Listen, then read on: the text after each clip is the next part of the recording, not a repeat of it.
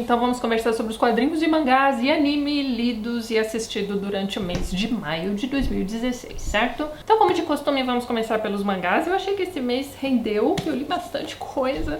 Vamos lá, então. Eu comecei o mês lendo o 7º volume do Rurouni Kenshin. E, gente, que mangá bom! Toda vez que eu termino de ler um voluminho do Rurouni Kenshin, eu me pego falando isso pra mim mesma. Puta que pariu, que mangá bom! Enfim, nesse volume aqui, o que está acontecendo?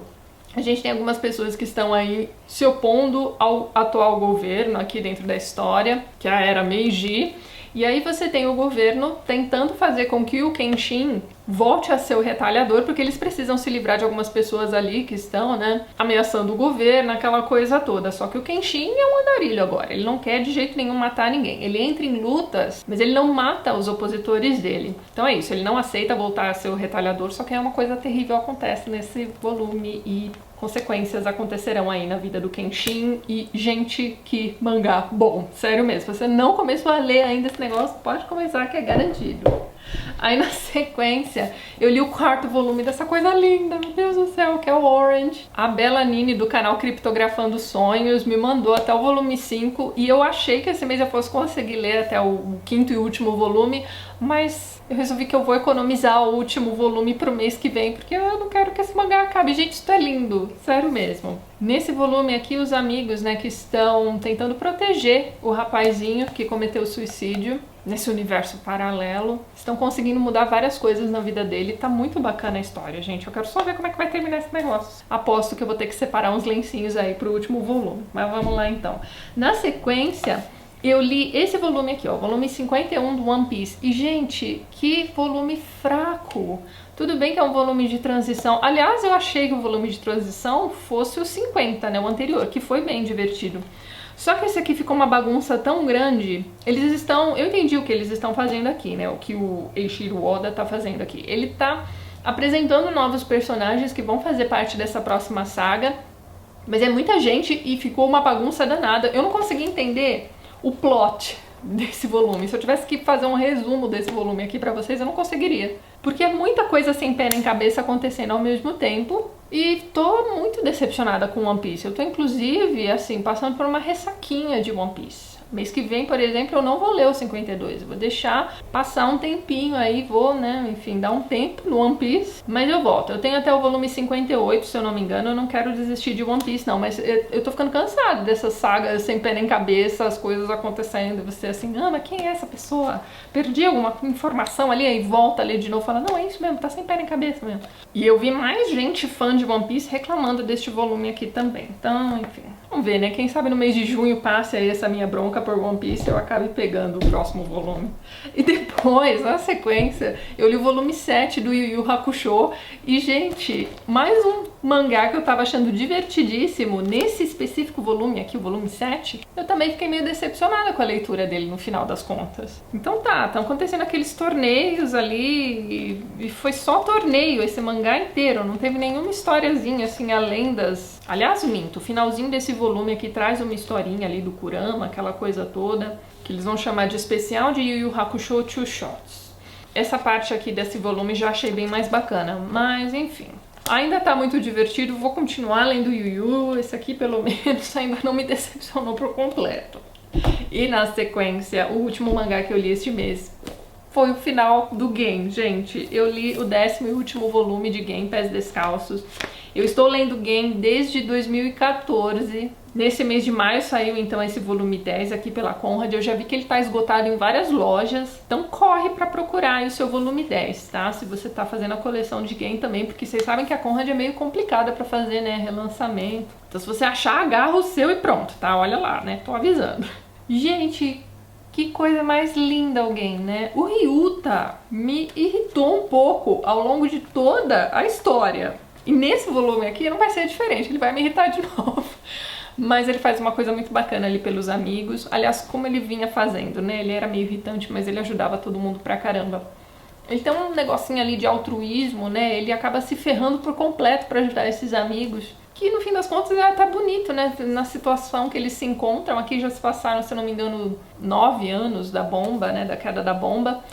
O Gen está se formando então no ensino médio. Ele vai encontrar um professor que vai dizer pra ele, né, vai incentivá-lo a não parar por aí.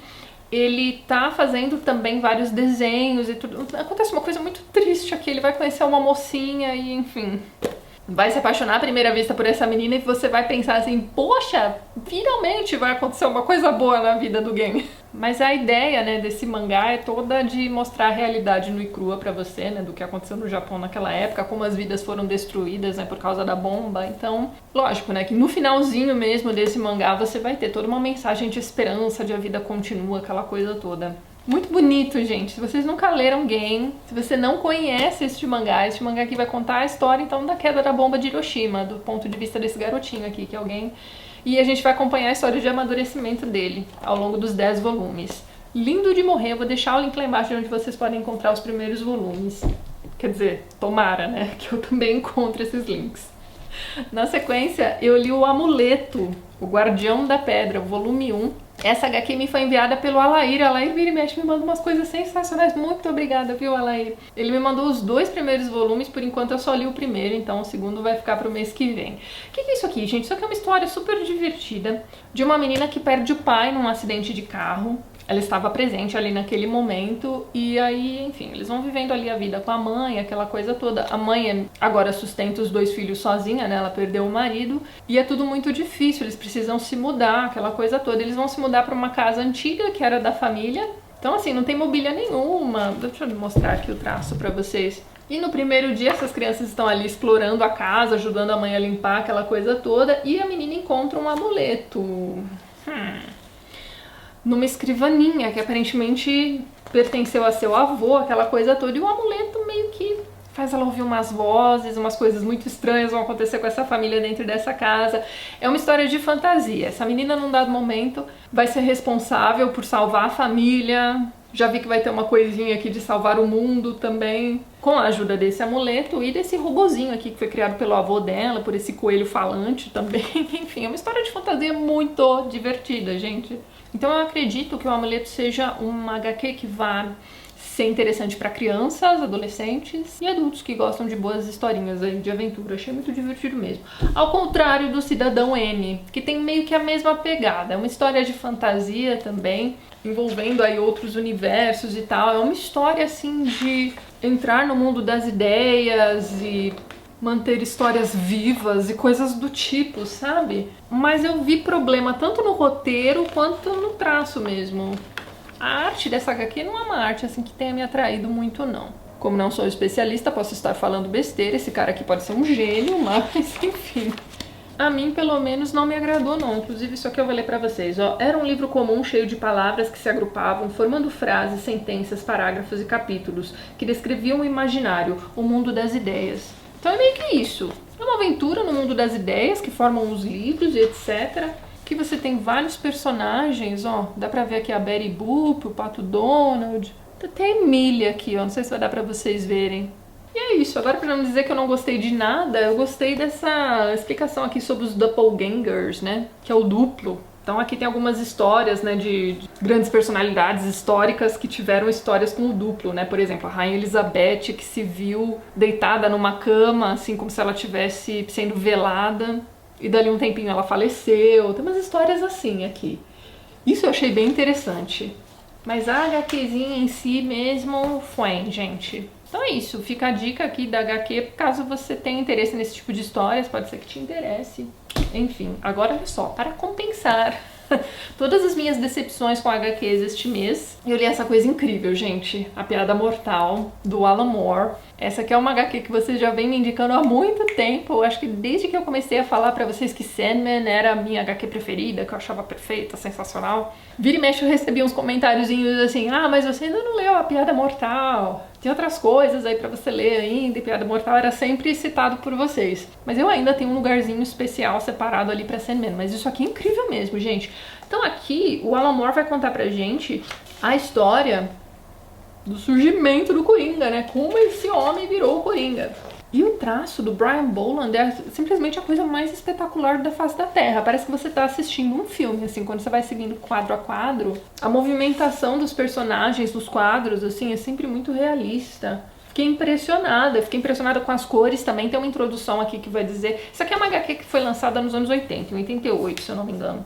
E aí as cores eram sempre bem mais chamativas, aquela coisa toda. E aí o colorista pediu pra refazer, né, as cores aqui nessa HQ, ele refez e deixou tudo em tons frios e ficou espetacular. E aí quando tem, assim, flashbacks, né, que vão contar a vida do Coringa, né, quando ele era um homem comum, é sempre assim em preto e branco, e aí tem alguns detalhezinhos em outras cores. Enfim, gente, é espetacular. Mas é uma história violenta, pesada, que eu não vou indicar pra todo mundo, não. Eu vou indicar pra você aí que tem estômago, porque eles vão aqui contar pra gente uma história de como o Coringa vai tentar se vingar. Eu esqueci o sobrenome dele agora, mas é aquele policial que tá sempre ajudando o Batman. Enfim, e aí ele vai se vingar desse cara cometendo, assim, uns atos de violência contra a filha dele na frente dele, fazendo umas barbaridades, gente, um negócio horroroso. Mas assim, é tudo muito impecável, tanto o roteiro quanto, né, a arte aqui da coisa toda. Sério, eu já esperava que eu fosse gostar bastante dessa HQ, mas eu não imaginava que eu fosse gostar tanto. É assustadoramente bom, gente, sério mesmo. Mas é aquilo que eu falei pra vocês, é pra quem tem estômago. E essa ediçãozinha aqui que eu tenho, que é da Panini também, da DC Comics, eles colocaram também a primeira história em que o Coringa apareceu, né, na revistinha do Batman, que foi em 1940. Que é uma história bacana, assim, classuda, eu diria, né? Você ter o Coringa tentando sequestrar ali um milionário, avisando todo mundo que ele vai fazer aquilo, então esse milionário tá ali com a polícia esperando o Coringa aparecer. Enfim, uma história bem bacana também, gostei. Eu não sei se eu posso dizer que a Piada Mortal em si é uma história divertida, mas, gente, é um espetáculo, um desbunde esse negócio. Agora, minha gente, quero comentar com vocês sobre esse anime lindo, maravilhoso que eu terminei de assistir esse mês. Eu terminei de assistir o Fate Zero, já tem vários de vocês me indicando o Fate Stay Night, que pelo que eu entendi é uma continuação do Fate Zero, e eu tô louca pra assistir esse negócio. Vocês já me disseram que tem na Netflix, vou tentar assistir agora no mês de junho. Gente, isso aqui é perfeição em forma de anime. É tudo muito lindo, tudo muito maravilhoso, todos os personagens são incríveis. Mas eu preciso destacar a Artúria, né, a Saber, e o Ryder, que é o Alexandre o Grande. O que acontece aqui nessa história? Pra você que não conhece Fate Zero, a gente vai ter aqui a história da Quarta Guerra do Grau. Pra isso você tem alguns magos ali, né, que estão conjurando, digamos assim, fantasmas de grandes espíritos heróicos. Então você tem ali um cara que vai conjurar o Alexandre o Grande, o outro que vai conjurar o Rei Arthur. E essa versão aqui do criador desse anime para esses personagens históricos é incrível. É tudo muito divertido. O Ryder é muito engraçado. E a Saber, ela tem aquela coisa assim de ser muito certinha, muito correta, mas ela tem aquele negócio de dignidade mesmo, sabe? De honra, que é muito bonito de ver, sabe? Você não fica cansado pensando assim, ah, essa menina é certinha. Não, o negócio é bonito, é bem feito mesmo. A história da moça que invoca o espírito do Rei Arthur também é um negócio incrível, assim. É de chorar. E é um mangá, assim, triste, pesado. Tem o alívio cômico do Ryder, como eu falei pra vocês, mas acho que não tem nenhum episódio que seja só engraçadinho. É uma história difícil, pesada, triste. Quando você vai entrando em contato com as histórias desses personagens que invocaram esses espíritos heróicos e vai entendendo ali as motivações deles, é tudo muito interessante mesmo. É o tipo de série, né? Vou considerar isso aqui como se fosse uma série que você não quer parar de assistir. São 25 episódios, um melhor que o outro. O final é de massacrar o seu coração. Você não tá entendendo. Tá longe de ter um final feliz isso daqui, mas tem aquela coisinha da esperança, né? E como sabemos, temos aí a continuação, né, com a história da Quinta Guerra do Grau, se eu não me engano, que é o tal do Fate Stay Night, que eu preciso assistir ainda. Gente, olha, o negócio é lindo, bem feito, assim, a animação toda mesmo do anime é muito rica, né? O traço é muito bonito, muito delicado, o movimento dos personagens é muito bonito. Olha, sério, o negócio é lindo de doer mesmo, tanto em roteiro quanto em imagem. Maravilhoso esse negócio, com certeza eu vou reassistir ainda muitas vezes na vida. E já que estamos falando de coisas que eu assisti, sim, minha gente, eu assisti o Deadpool. Assisti ontem à noite, aliás, então vamos lá, tá fresquinho na minha memória. Considerações. Bem, eu gostei bem mais do filme do que da HQ que eu tinha lido no mês passado. Só que veja bem, eu não gostei nada daquela HQ. Então dizer pra vocês que eu gostei mais do filme não quer dizer muita coisa.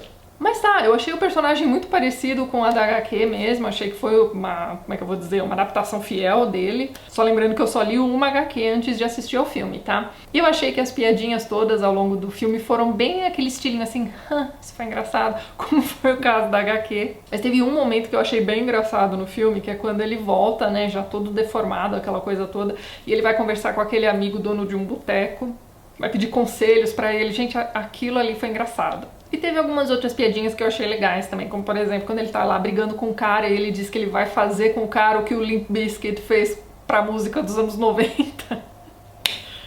Ai, gente, eu odeio o Limp Bizkit. Mas é isso, eu não achei um filme sensacional, eu não achei o melhor filme de super-heróis, né? Muita gente me disse isso, né? Que era o melhor filme de super-heróis que já tinham assistido. Acho que não é pra tanto, tem que lembrar que a gente tem aí os filmes do Nolan pro Batman, né? E tem o Ryan Reynolds, né, que mesmo com máscara, tem um negocinho nele ali que me irrita. Não sei dizer o que é.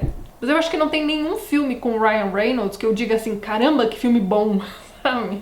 E eu gostei bastante da abertura, e foi muito bom porque eu gosto exatamente daquela versão da Angel of the Morning. E a gente só acha por aí a versão dos Pretenders, que é chata pra caramba. Mas também naquelas, né, gostei bastante da abertura, mas também não se compara à abertura dos Homens que Não Amavam as Mulheres. Aquela abertura é porreta, minha gente. E é isso, fora isso eu achei legal também ali o X-Men lá, esqueci o nome do personagem, tentando levar o Deadpool pra escola do Xavier. Achei isso legal também. Mas tá longe de ser um filme que tenha mudado minha vida. Ainda em HQs, esse mês a gente assistiu os pilotos, né, de 2 séries muito bacanas baseadas em HQs. Uma delas foi o Outcast, eu não conheço o HQ, mas eu achei aquele primeiro episódio muito bom mesmo. É com aquele rapazinho que fez o Quase Famosos. E a outra série que a gente começou a assistir também foi o Preacher. E, gente, assim, Preacher também é uma HQ que hoje em dia eu acho que eu colocaria ali do lado do Piada Mortal. Gosto pra caramba de Preacher, o que eu vou fazer? E eu gostei da adaptação, mas tem algumas coisas me incomodando. Talvez uma delas seja o fato de que o Preacher, ele era meio galã, né, na HQ. E botaram um cara assim, meio caipirão, assim, pra ser o Preacher. E o cara da série, ele tem umas culpas, assim, né, que o personagem mesmo da HQ não tinha, né, ele era simplesmente fodão, ele ia lá, fazia o que tinha que fazer e acabou. A Tulipa também tá bem diferente, não tá? Não, eu vou precisar reler, já faz bastante tempo que eu li o primeiro volume de Preacher, mas eu não me lembro dela ser toda, né, porque assim, eu posso estar enganada, mas que eu me lembre, o Jesse é que ficava salvando a Tulipa o tempo todo. Enfim, o Ass-Face também tá uma coisa, assim, medonha e... assistam que vale a pena, tá? Vão por mim. Agora, antes de encerrar o vídeo, eu vou comentar com vocês o próximo texto que eu li aqui do Quadrinhos e Literatura. Este mês eu li o texto Quadrinhos, Literatura e um Jogo Intertextual, escrito pela Cristina de Oliveira. E aqui ela vai fazer uma coisa mais técnica, né? Ela vai citar Bakhtin e assim, minha gente. Se você aí tá pensando em cursar letras, prepare-se para conhecer Mikhail Bakhtin, tá? Então, partindo da teoria do Bakhtin, ela vai falar sobre dialogismo, vai citar exemplos do cinema também, como Shrek, por exemplo, mas ela vai citar um Cinderela de um cara chamado Junko Mizuno, também que eu achei bizarro. É um mangá em que a Cinderela é zumbi, um negócio horroroso, gente. Vai citar fábulas também, como exemplo, né, de histórias da literatura, né, contos de fada que se tornaram, né, HQs. Que foram adaptadas para HQs, aliás. Historinhas da Turma da Mônica, né? Vira e mexe, pelo menos na minha época, né? As revistinhas da Turma da Mônica às vezes faziam uns mashups, assim, com contos de fadas e filmes e etc. Tem até um mashup muito bonitinho com Romeu e Julieta, gente. E uma coisa sensacional que ela vai fazer aqui é uma análise de Sandman, mais especificamente as 2 histórias em que William Shakespeare aparece em Sandman. Aliás, Sandman e William Shakespeare, se você quer um vídeo muito bacana sobre essa interatividade entre esses 2 personagens, digamos assim, eu vou deixar aqui pra vocês um link pra um vídeo da J. Plufts, em que ela fala sobre Shakespeare, né? Foi um vídeo que ela fez na época do aniversário de Shakespeare e ela mencionou isso daqui. Tá bem bacana aquele vídeo, vejam lá. E numa dessas histórias que aparece o William Shakespeare, aparece o Goethe também, né? Porque o acordo que o Shakespeare faz com o Sandman é meio que um acordo fáustico, né? Ou seja, um acordo com o diabo. Ele tem então que entregar essas 2 peças, a primeira é Sonhos de uma Noite de Verão, e a última que ele vai entregar lá mais pro final de Sandman é A Tempestade. E é na Tempestade que aparece o Goethe também. E é muito interessante a análise que essa autora vai fazer. Aliás, eu falei pra vocês que foram só 2 histórias em que o Shakespeare apareceu, na verdade foram 3. Tem a história do pacto, que é no meio do Casa de Bonecas, e depois, a cada uma das peças que ele entrega pro Sandman, ele vai aparecer também em 2 histórias diferentes. E enfim, eu gostei muito desse texto, principalmente sobre... são páginas e páginas em que ela vai comentar aqui sobre Sandman, vai fazer uma análise muito bacana. E é isso, eu vou deixar essa dica aqui pra vocês de novo, tá? No mês passado eu já tinha começado a leitura desses textos.